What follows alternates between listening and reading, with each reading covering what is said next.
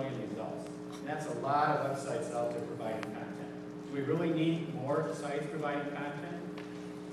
I think in our mind that the MLS providing sites, public-facing sites, really creates more of the argument that MLS is a public utility.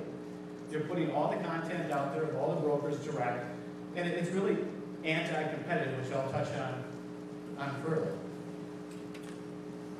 Public-facing sites are not a benefit to all. They actually are choosing sides in a competitive environment. Big brokers, in many cases, have spent hundreds of thousands of dollars, probably millions of dollars, marketing, finding their place online. The public sites basically are saying, we're going to lift all boats. And this is where we as big brokers say, hey, we've spent a lot of money, it's a competitive marketplace, it's fiercely competitive, real estate is fiercely competitive. We are not adamant supporters of MLS public websites. I will tell you in the Milwaukee marketplace, we do have an MLS public website. It's very basic, it provides information to the consumer. There is a difference between the basic sites and this very robust sites.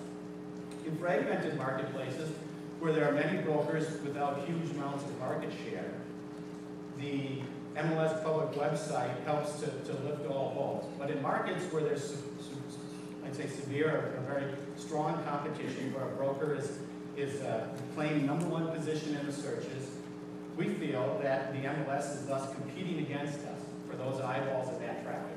Anyone who's not going to the broker site and choosing to go to an MLS site is competition.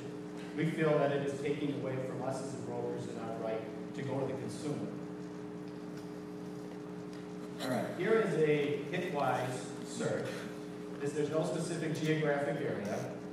You'll see that there's only one broker, and this is a web-based broker, in the top 20 sites on Hitwise related to real estate. Then when you analyze this down to more of a local level, this is the San Diego market.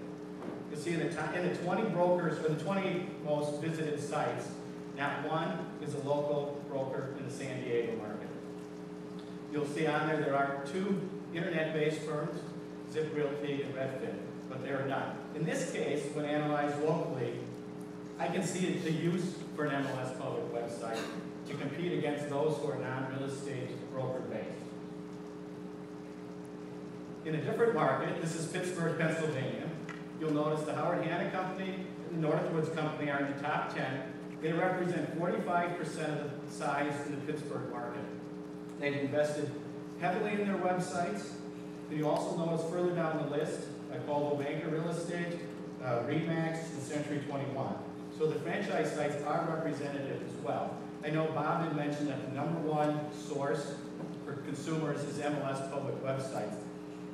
On almost all of the searches we've done on Hitwise, I have not found that an MLS public website is ranked #1. All right, so this is, now I'm going to get personal. This is in Milwaukee, and you can see on the, where I'm based, out of Shore West. On the first side on the left, in November of 2010, I was at the NAR conference, found out about what Zillow and Trulia were doing, camping out and listing, selling leads. So at break, I went up to my room, tapped on my laptop. Now I have an iPad, where's Brad? But I have my iPhone up here so I can look like I know what I'm doing. But I went up and unsyndicated all the listings for my company. I said enough is enough. We just had enough. And it's sort of like going to the newspaper. I actually, in my marketplace, sued. We had one newspaper. We're one-horse town. I class action sued my newspaper for circulation fraud and ended up winning. But you know what? It was a tough decision to do, but it was the right thing to do. We did the same thing here. I unsyndicated. My traffic has gone up. I'm the #1 source in the Milwaukee DMA now. I've gone up from over 30% just by pulling my listings. So the consumer knows that they want the content. I'm no longer giving away my value because it's my content and my listings. And the consumers are knowing where to go to get it. In a way, I kind of put some of the toothpaste back in the bottle, shall we say. And now this is the Cincinnati marketplace. They have an MLS-facing site, but they have no content. They have a list of all the brokers in the marketplace, and they drive the traffic back to those brokers. You'll see the #1 spot on here is Sipsey Klein, the broker. The #2 spot is the multiple listing service. So they are getting a significant amount of traffic, driving it back to their brokers. You'll also notice down the list that number 10 is Huff Realty, number 14 is Coldwell Banker West Shelf.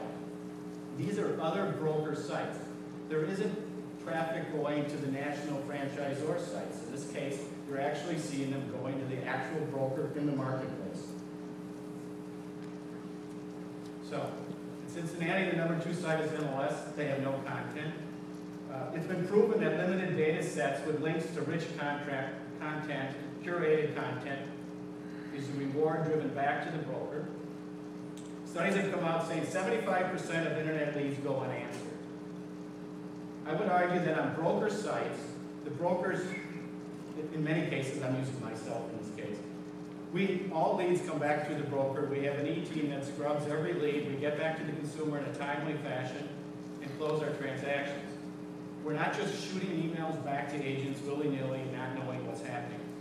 I've done some work on some of the MLS websites, because MLS websites are not brokers. They're not curating the data. They're not providing brokerage services.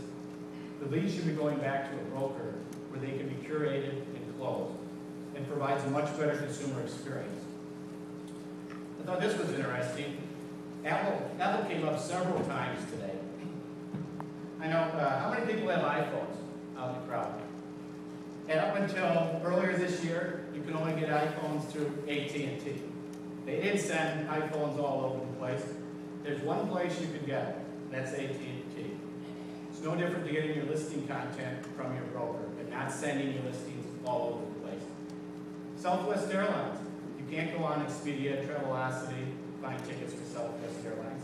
You can only get your tickets for them at southwest.com. Again, they're not sending their content all over the place. These two firms are highly reputable, highly profitable, in an expansion mode. It shows if you control your own destiny and your own listings and your content that consumers want, you can drive an exceptional experience. Also on the end, American Airlines is doing the same. They pull back from 3 of the different ticket aggregating sites.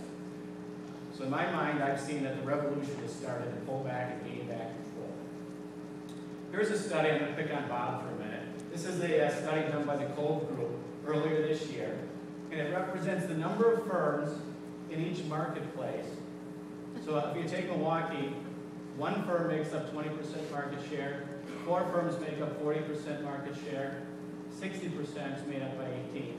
If you look at the Houston marketplace, 8 firms it takes to get to 20% market share, 28 firms for 40. In my mind, this is an example of what leveling the playing field is. There's fractured market, and the control is happening through, in my eyes, is through the association. Now, associations are there for the brokers. In this case, I'd say that in some cases, associations are becoming brokerages and competing against brokers for the consumer. They may not agree, don't throw any fruit, but the other thing, there's a lot of pundits out there, there's a lot of individuals talking, but it comes down to the end of the day, they're all willing to give away the broker's data. There's no skin in the game for a lot of the different talking heads, the vendors that are out there offering products to syndicate. It comes down to the day the credibility is on the street every day with the broker who has the content and curates it. So lastly, when it comes to public websites, get a broker's license, hire some agents, take a risk, jump in the pool and compete against us or compete with us. So if you're wondering what we were thinking as brokers, that's what we're thinking.